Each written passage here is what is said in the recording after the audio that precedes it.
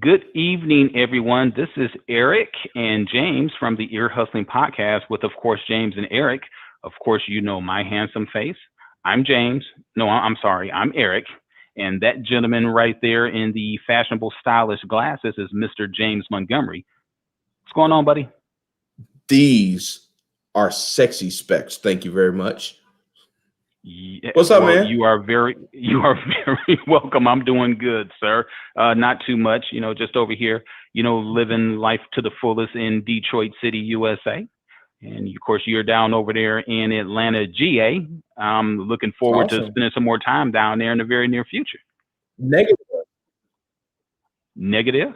Negative. I'm not in Atlanta, GA. I am broadcasting on the road yet again, this time from my hotel room in Charleston, South Carolina.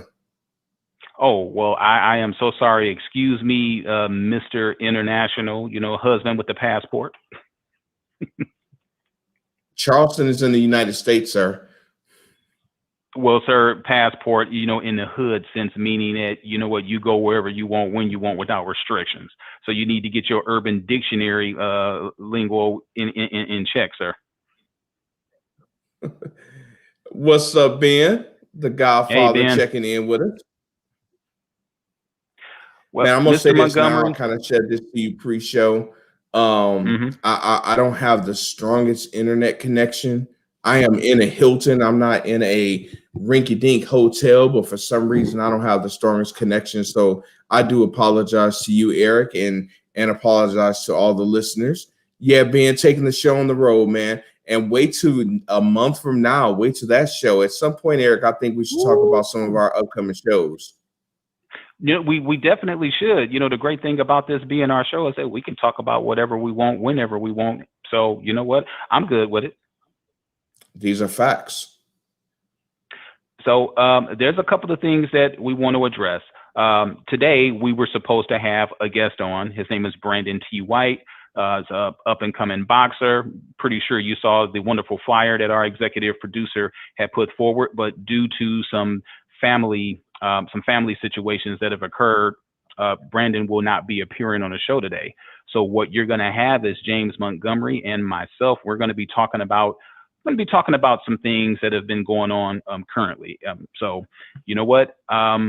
Any particular order that you want to go on, James, or should I just be like, you know what, your opinion doesn't matter, and I can just go ahead and just dip into my bag, my bag of questions, and then we can just have some little back and forth. You know what? Go ahead and dip. Go All ahead right. and dip, sir. All right. So the first thing I want to talk about is Major League Baseball. The All-Star game was slated to take place in Atlanta this year. But due to the fact that SB 202 had passed, Major League Baseball was pressured to not have the All-Star game by someone in your very own state, Miss Stacey Abrams. I found that amazing. Actually, I applaud the fact that it was Stacey who was the one who put the pressure on the commissioner in order for them to remove the All-Star game from Atlanta. So Stacey, she is no joke. She is no joke at all. And she's going to continue to do things too. So what I've heard, and I've just came across this in the last couple of minutes, is that she's also trying to put the squeeze on getting not the Masters, because the Masters is already taking place now, but I believe that the ladies LPGA championship is supposed to be taking place in Georgia as well. So she's putting pressure on the on them too. How big of an impact do you think it's going to be as sports major companies like Delta, Home Depot? How effective do you think this boycott's going to be? Well, I'll be honest, Eric. I've kind of been in vacation mode for really since Saturday, I think it was. Wife and I took a trip on Sunday and got back on Tuesday and hit the road again. So some things I have not had an opportunity to really look at and dig into. I'm not sure if I'm quite ready. And once again, this may be a lack of knowledge or maybe spot on. So we'll see. I'm not quite sure I'm ready to call anything a boycott quite yet. I mean, I think companies have a social responsibility, right? They have a social responsibility to do the right thing always.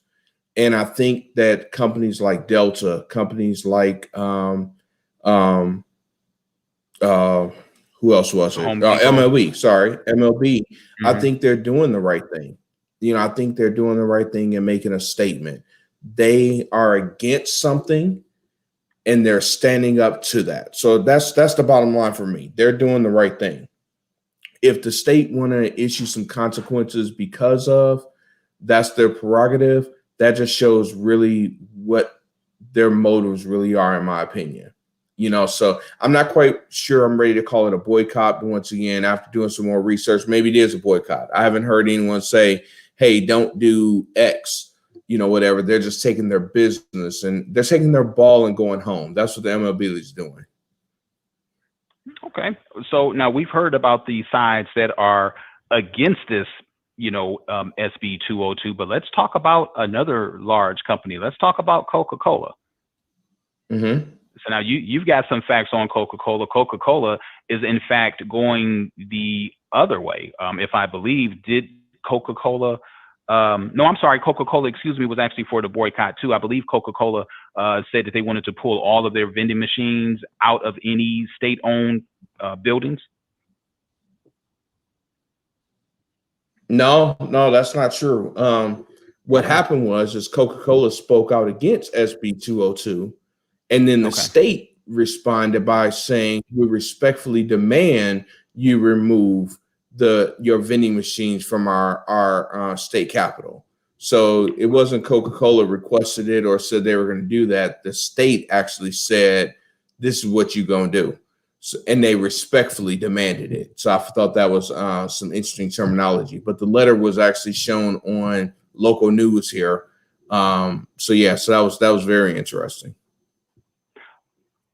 So here's the thing. Now, obviously, Georgia typically was a Republican stronghold, and now over the last couple elections, it's gravitated towards being either, neutral or Democratic.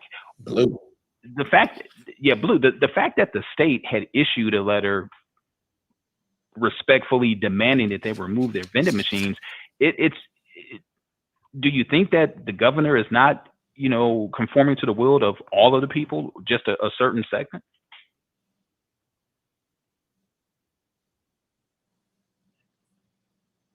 Sorry, were you able to hear me? Yeah. That's tough. First off, I mean,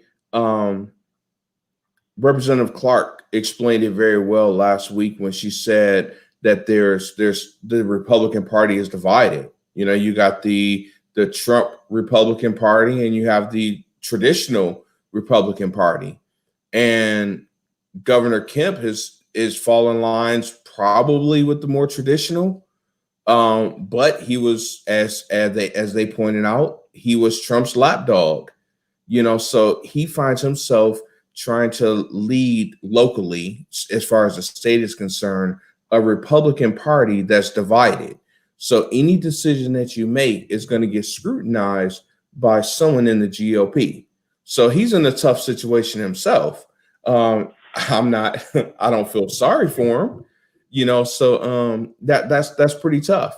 So I don't know which side the wind is going to blow him on. I don't know if it's going to be the traditional GOP party or if it's going to be the Trumpsters. Who knows? We'll see. Okay, well, very good, sir. I know that I don't have a foothold in Georgia, but I do have family that's down over in Georgia. So anything that happens over there, I do keep an eye on. I've got my son down there. I've got you down there. At some point, you know what? I may even decide that I might want to become a Georgian, or I don't know what you folks call yourself down there. I guess I have to wait until I get there. But it Georgia is such a key pivotal state that anything that they do, it's going to grow legs and it's going to wind up migrating to other states. There's at least 40 up to 43 states that are contemplating making some sort of a amendment on how voters' rights are. So I think Georgia, I believe it's like the first, I guess you could say, like large state with any influence that actually passed this. But there's just so much influence, that takes place within the state of Georgia, that it kind of gives you a blueprint of what the nation, may do in terms of that. So I'm praying that it doesn't get to the point where everybody decides they want to restrict the laws as far as, absentee balloting and runoff election, who has control over, like, recounts, things of that nature. But, this is it's a pretty serious deal. Oh, you know what? I know what I wanted to ask you about that. What was the name of the state representative that got arrested?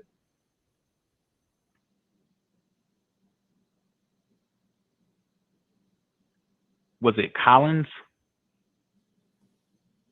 So you faded away on me. I heard you say, I know what I wanted to ask, and then you said, was it Collins? I don't hear anything in between there. Right. The state representative that got arrested when Governor Kemp decided to sign that bill. Yes. Okay. Was she immediately released after that, or did she have to serve any time in a holding cell?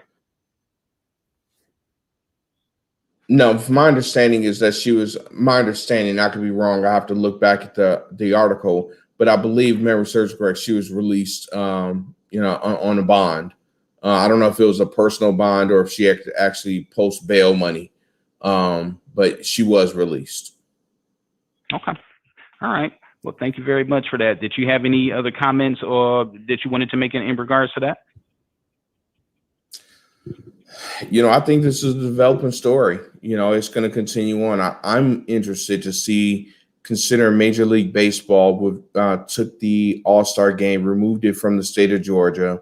I'm interested to see where they place it, considering there's so many other states that are considering similar laws. So I'm really interested to see that and how that unfolds. So yeah, to be determined. This is not the last time you heard about SB 202 in the state of Georgia or anywhere else for that matter. Okay. From what I understand, and if I'm wrong, somebody please correct me, but I believe that they relocated the All-Star game to Colorado. So I'm not sure. Oh, really? Okay. I hadn't heard that yet. Yeah. I actually saw a release. I believe it was on ESPN, if I'm not mistaken, but I believe that the MLB did decide to relocate it to Colorado. Of course, I would have loved it if they would have relocated it over here to Detroit. That would have been beautiful. Yeah, I bet. I was looking forward to it being here in Atlanta too, but because of the circumstances, I'm not mad that MLB removed it. So it is what it is. Well, like I said, stay tuned to the Ear Hustling Podcast with James and Eric for further developments on SB 202 and how it's going to impact the state of Georgia. Let's talk a little sports. So I'm going to switch gears. NCAA championship game. So much hype. Yes. Number 2 Baylor versus number 1 Gonzaga. Gonzaga rolls through the entire season. Barely gets by in UCLA, which I can easily call that the game of the decade. Then we get to Baylor, who absolutely destroys Houston, which was a quality team. So now we've got Gonzaga against Baylor. And in my opinion, what a letdown. What a letdown coming off of the championship game. Not discrediting Gonzaga, and we talked about this off camera, the hangovers. Look, this is the championship game. You have won. You were undefeated the entire season. Baylor and Gonzaga were supposed to play each other, but because of the pandemic, the game got canceled. Baylor wind up losing a couple of games because they wind up having some time off, but then they got their legs back up under them, and then they wind up going out and blowing out Gonzaga. I mean, it was a no-doubter. They came out on a 9-0 run at the beginning of the game. All 5 of the starters for Baylor were shooting 50% better from the field. Their 3-point percentage was like off the chain. What was your opinion of the game? First, let's talk about the 2 national semifinal games, and then we're going to go ahead and talk about the actual championship game. So did you have a chance to catch Baylor versus Houston? I didn't watch the whole thing, but bottom line was it was nothing to see. It wasn't much of a game, but the UCLA Gonzaga game of the decade, easy. Well, then again, the decade did just start last year. Yeah, it did. The So, best why did you? game in a huh? No, I was about to say, why did you just take that thunder away from me when I said game of the decade? It just sounded so nice, and yeah, it's only been a year. Thank you, You know what? The James. funny I thing is, I appreciate was that. right along with you. Then when I said it, I'm like, wait a minute, this is 2021, so the decade just started.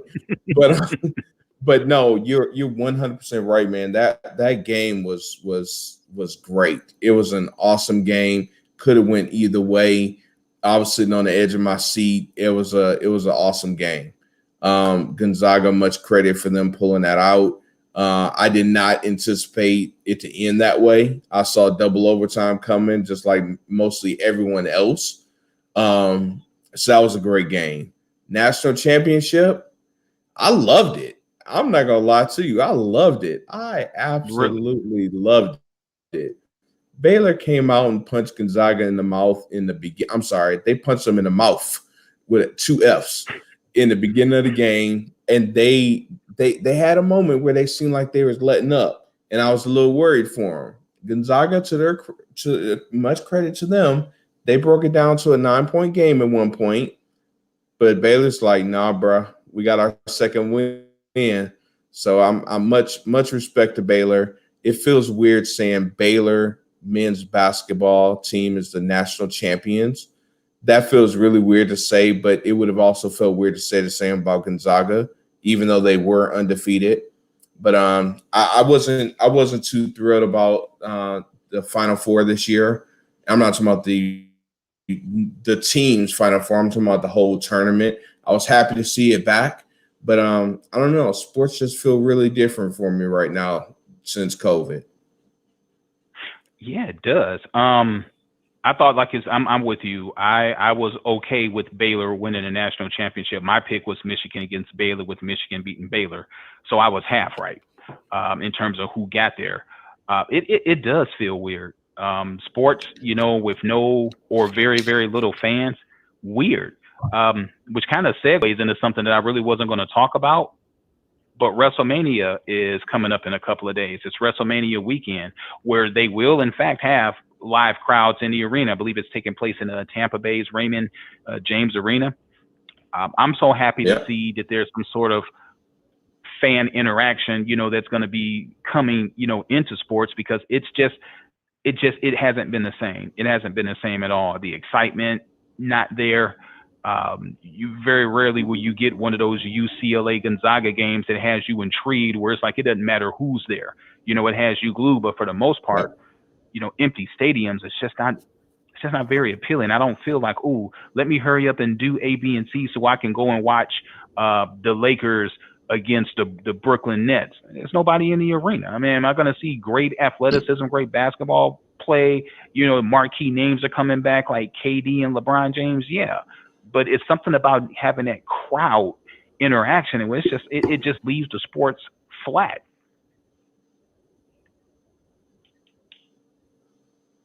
Yeah, no doubt. Yeah, WrestleMania is going to be at Raymond James Stadium. I think that's where the Super Bowl was played this year. And I do believe that's home of the Super Bowl champions, your Tampa Bay Buccaneers with Tom Brady. That's right, baby. When you got Tom Brady, that's all you need. Will Brady have an eighth Super Bowl? I mean, he looks like he's starting to run out. Yeah, he's going to have all of his digits covered with the exception of Hey, the thumbs. they brought back basically the whole team. I know we're kind of switching gears again, but the Buccaneers, they brought back basically the whole team on offense. Skill players. The only player that they have not re-signed was Antonio Brown to my from based off what I know. So they basically have the same team back again. Defense is stacked. I think I heard something like only two starters have not signed or something like that, and someone keep me honest. But they basically got their whole squad back, so they got to be going into the season as if not the favorite, one of. Oh, you don't think that there's a chance that they could meet back up with the Kansas City Chiefs in the Super Bowl and Patrick Mahomes avenge his loss? Maybe Aaron Rodgers gets his second Super Bowl ring this year. Who knows? Maybe the Lions can pull a rabbit out of their hat and go to the Super Bowl. Yeah, baby. That's what I'm talking about. I seriously doubt that, but I'm hopeful. I am hopeful. Let's take baby steps. Let's get a winning record first. Let's make it to the playoffs. Let's win a playoff game. I'll be happy there, sir. You know what? This is my scenario. If the Lions do go to the Super Bowl, one, I hope they play the Rams, beat Matthew Stafford. Just saying. Then my dream scenario is the Detroit Lions blowing out the Dallas Cowboys.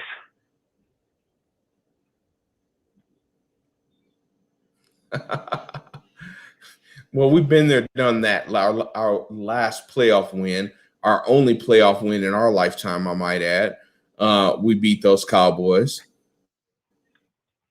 Dude, that was in 1991. We can't count that. It didn't even take place this century. What was that? That was in 1991. That didn't even take place in the same century. What you mean you can't count that? I'm going to count anything I can for the Lions. What year were you born? What year was I born? Yeah. I was born in 75. Okay. You were born in 75. Okay. All right. Gotcha. We can't count that, James. I'm sorry. Why can't we count That's just that? like us. Because first of all, if you weren't such a diehard fan, would you have even remembered that?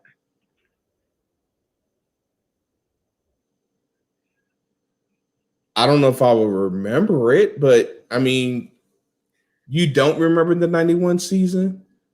Us losing in the NFC Championship games to the then Washington Redskins, 12-4 that season. We had a hell of a year. Wayne Fontes, coach of the year. Scott Mitchell was looking like he was going to be like the next Drew Brees. Well, I'm sorry, the coming of Drew Brees. No. Scott Mitchell wasn't there yet. Scott Mitchell wasn't a quarterback? That was the Eric Kramer days. That was his team. Oh, that was the Kramer days? Okay. I don't know why I thought it was Scott Mitchell. Did Scott Mitchell ever lead us to the playoffs? Yeah, we got to the playoffs with Scott Mitchell, but of course didn't win. So our only win was in 91 with Eric Kramer, Rodney Peete, and Andre Ware as our quarterbacks. Wow. Yes. Wow. Andre Nowhere. Okay. Yeah, I almost forgot about him, but we're not going to turn this into a predominantly Lions conversation. We definitely we'll probably talk some more off camera about that, but I'm pretty sure that the folks don't want to listen to us reminisce, go down memory lane of the one great season that we had. Now, I can't say that because you know what? Caldwell, got us to the playoffs a couple of times. Jim Schwartz got us to the playoffs. Season. Yeah, he did. Schwartz got us to the playoffs. So yeah, we've had some sprinkles of mercy and wind up getting to the playoffs. Yeah. We're good for at least one playoff appearance a decade. Yeah, well, that's about to change, buddy. That's about to change. You know what? I agree. I love the leadership. I love the direction that the Lions are going. So do I see playoffs this year? No. No. Lions are guaranteed to either, unless they tie one game, they're guaranteed to either have a winning or a losing record now with the 17-game season. Yeah, well, I really think they're going to show some promise this year. I just hope that it's enough to keep the coaching staff together, because the coaching staff on paper looks great. We've talked about this. I'm pretty sure either off camera or on the show. Coaching staff looks amazing. I'm hoping the coaching staff can stay together for at least 2 years. No one leaves and go get a head coaching job. Yeah, I'm trying to keep people back. I'm sorry. But keep the coaching staff so we can get some momentum going. 2 solid years. Let's see where we're at there before anyone leaves our offense coordinator. Okay. You know what? One last thing I wanted to point out. Do you remember the USFL, the United States Football League? I do. Michigan Panthers. Yes, sir. Do you remember when they came in, they were running an 18-game schedule? Now that I don't remember their schedule, no. They were running an 18-game schedule. So all of this talk about the 17 game schedule, them boys were doing it. They were running an 18 game schedule. So I found that impressive. And I was just like fact finding. It was like, when was the last time, well, has a league ever ran more than 17 games and a USFL popped up? So it can be done, not counting the How many playoffs. Those were preseason 18 games did they regular play? season games. 2. How many preseason games did they play? 2. 2. Mm-hmm. You know, the game has changed so much, though. You know, you got 6'2", 6'3", 260-pound linebackers running the same speed, running the same 40 as receivers. So I mean, the game has changed so much. Their players are bigger, stronger, faster. I get comparing to the USFL back in the 80s, but I think that's really comparing apples to oranges. I really do.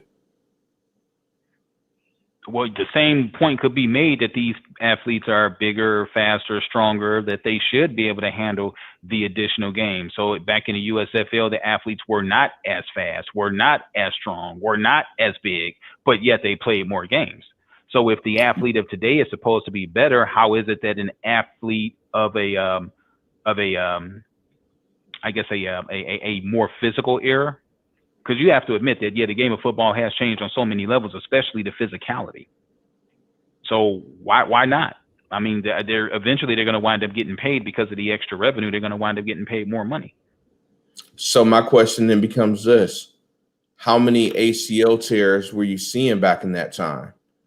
How many hip flexors were you seeing? How many shoulder dislocations were you seeing at that time? I'm not saying it wasn't happening, but I'll say this: ACLs, MCLs, PCLs, any kind of CLs.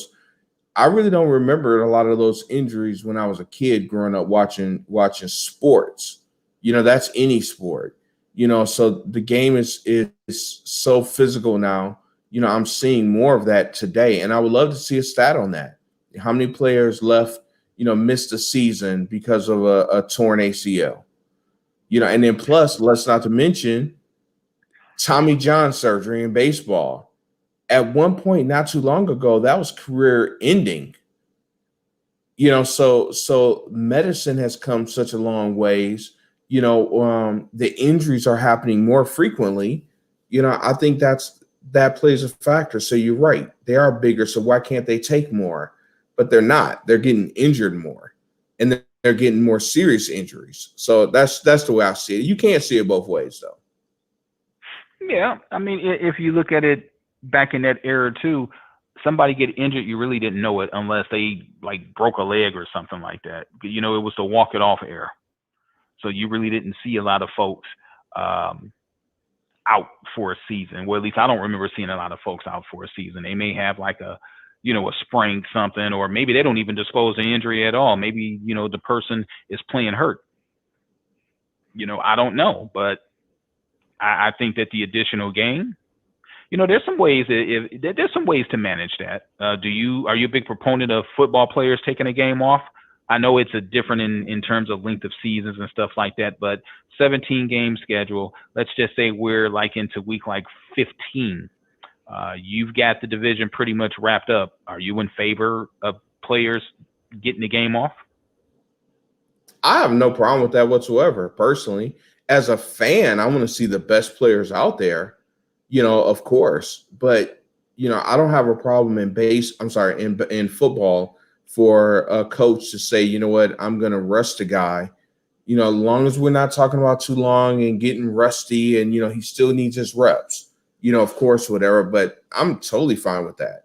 I don't like the idea load management in basketball. I don't, if we're talking about, early season, mid season, come on, seriously. Talking about end of the year because you got something locked up. I get it. It's all about the playoffs. It's all about getting there. So I'm cool with that. Okay. All right. Very good. You want to talk about some of the upcoming shows that we have coming up within the next couple of weeks, sir? Yeah, let's do it. Next Thursday, of course, we got Jen coming back, talking money with Jen. It seemed like it's been forever since she's had her show. You know, you figure last month we had our our 50th episode shenanigans over in Atlanta, so it fell on Hmm. her week. The month before that was March. In February, we talked about it was Black History Month, so we had a special episode where we talked about raising children of color. She was a great participant in that, along with a couple other guests we had. So she hasn't been on the show by herself since January. So she returns next Thursday. Looking forward to that one. The week after Yep. that, go ahead. No. I was just about to thank Jen in terms of like coming on the show and the fact that it's been such a long time since she's had a solo episode. But please go ahead.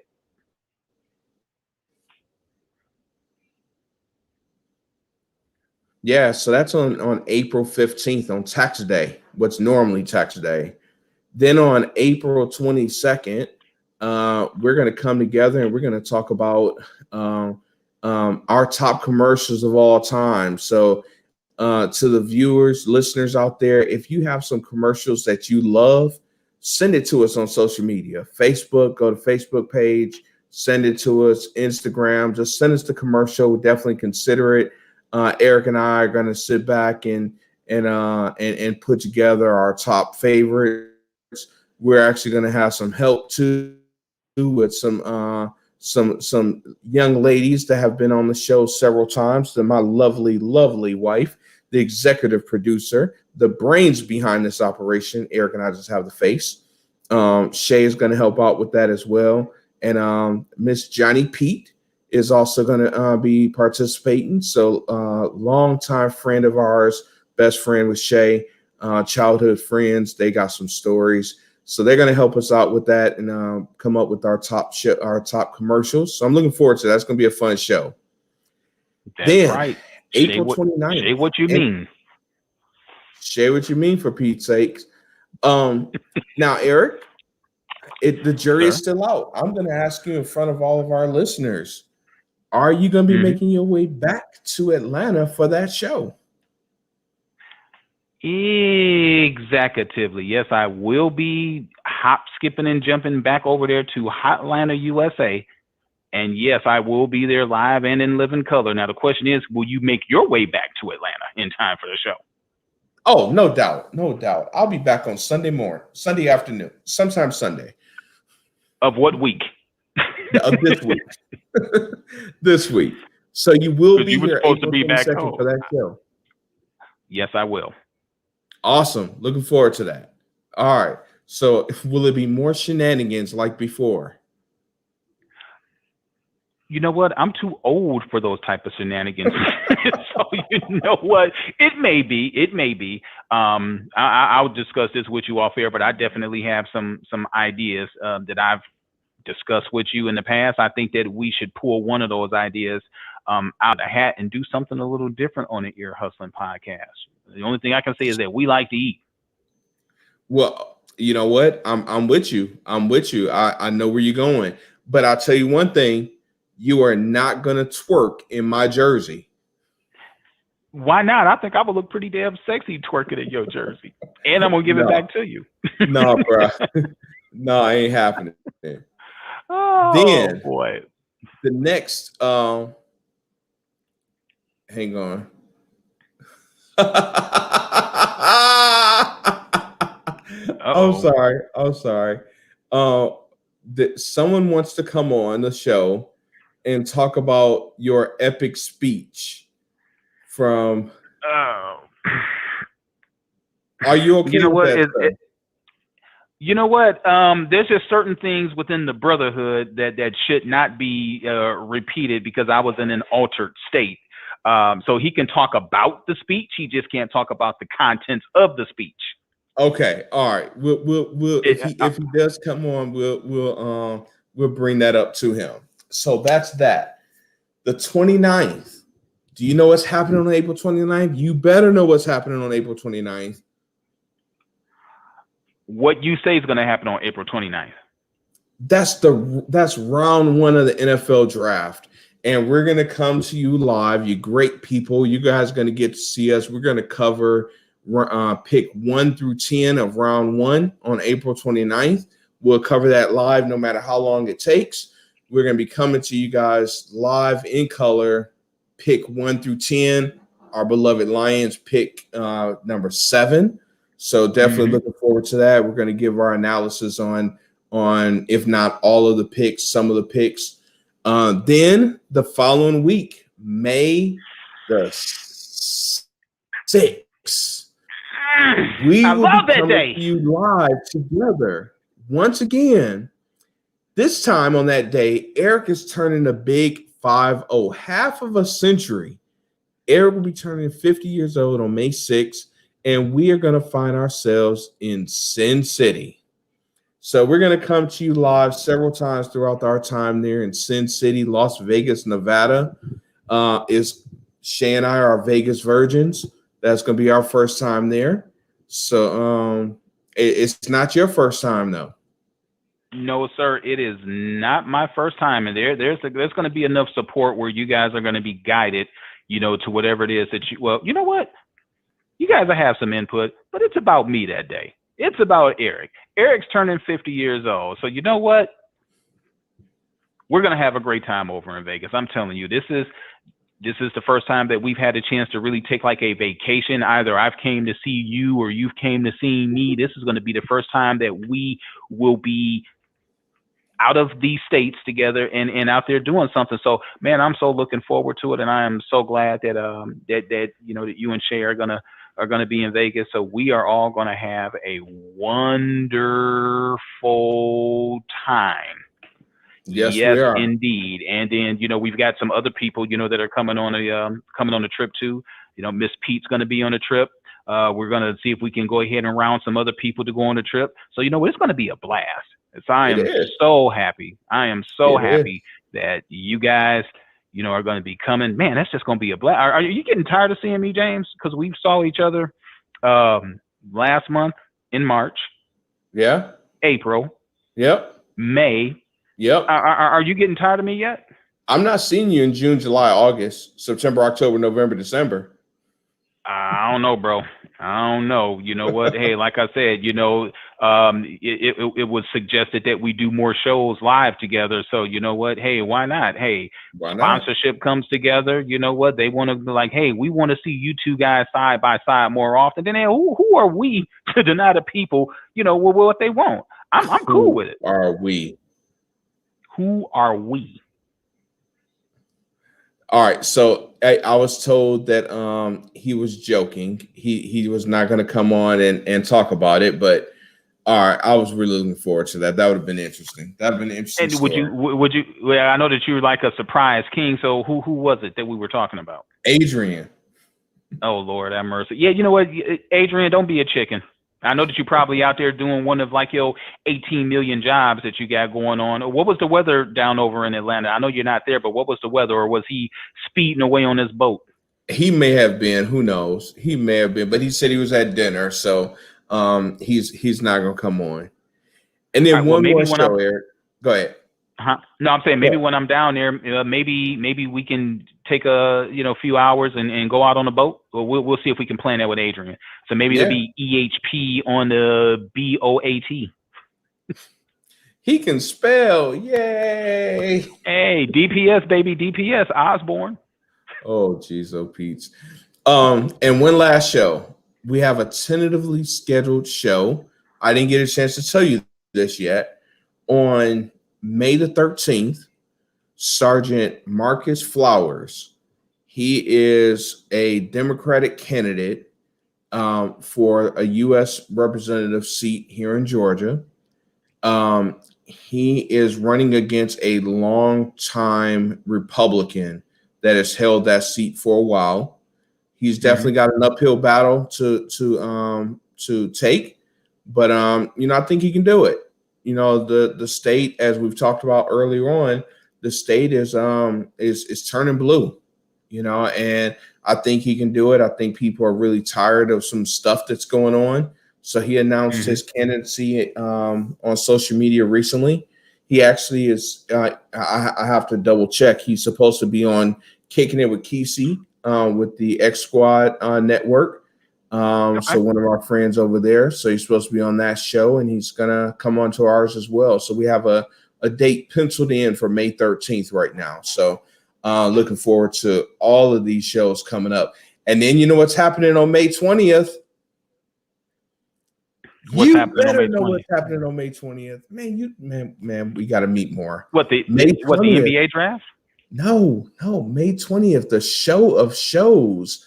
That's when we're going to have our next artist showcase.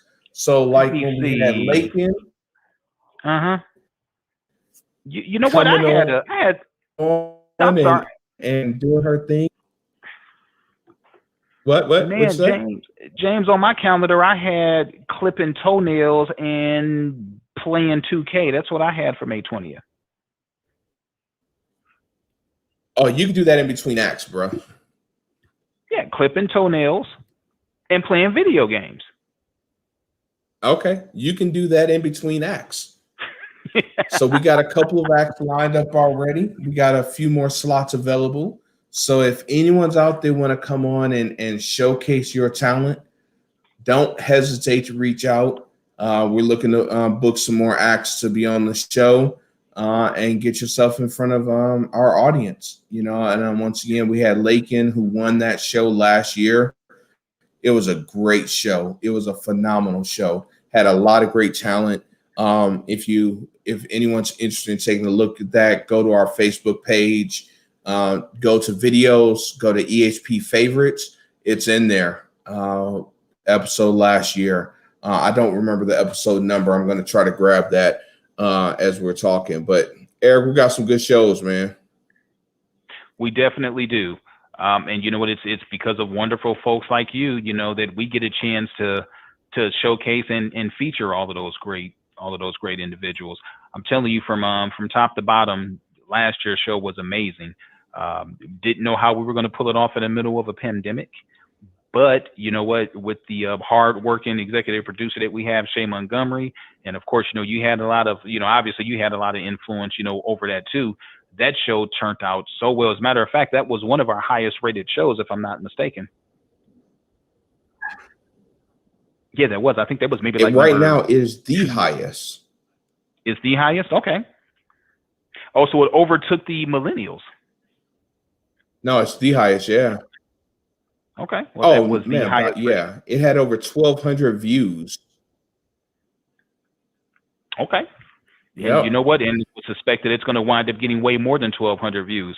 But you know what? Just because that was the show that was done last year, ladies and gentlemen, there are some very, very talented individuals that are on this show. And it's all different genres of music. You know, there was poetry. You know, there was hip hop. There was spoken word. Man, I am telling you, there were some amazing acts that were on there. So please take a look at that. Like James said, go to the Ear Hustling Podcast with James and Eric. You will go up under videos, and then you will see all of the enormous talent. And then a lot of those folks, when you take a look at them, you don't think that you would really know what sort of talents that they had just by looking at them. But man, you're going to be pleasantly surprised. And you may see James twerking in his jersey. No, that won't be happening. But what I did do, I just posted the link for everyone to see. It was episode 32. So just look in the comments wherever you're watching this show, because we're broadcasting several places. So we haven't said this in a minute. We need to throw that out there too. We're on Twitch right now. We're broadcasting live on Twitch on the Ear Hustling Podcast YouTube page. Of course, the Ear Hustling Podcast Facebook page. The original network that we joined, so happy to be a part of, BS3 Radio, also on the Scene Snobs, and also on X Squad. So if you're watching us anywhere on any of those locations right now, in the comment section, you'll see a hyperlink.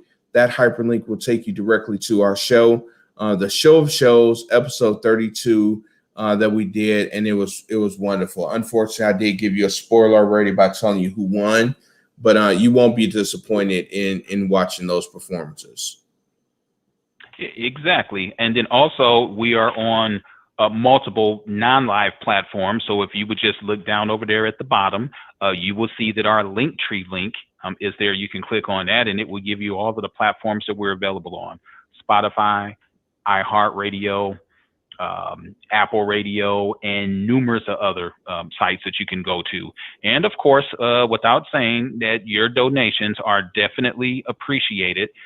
So your donations would be used to enhance the Ear Hustling podcast with James and Eric. So we can have different ways of broadcasting our shows. So we definitely accept donations. So you can see it's right down over there by the streamer. And without you, again, none of this would be possible. So thank you for making the Ear Hustling podcast of what it is today. Mr. Montgomery, we're going to officially be hitting that year mark. We are. Real quick, I just want to throw out there, Cash App, what Eric was saying, $ EHP podcast, all one word, EHP podcast. Go ahead, drop us a quick $5 bill. We would definitely appreciate it.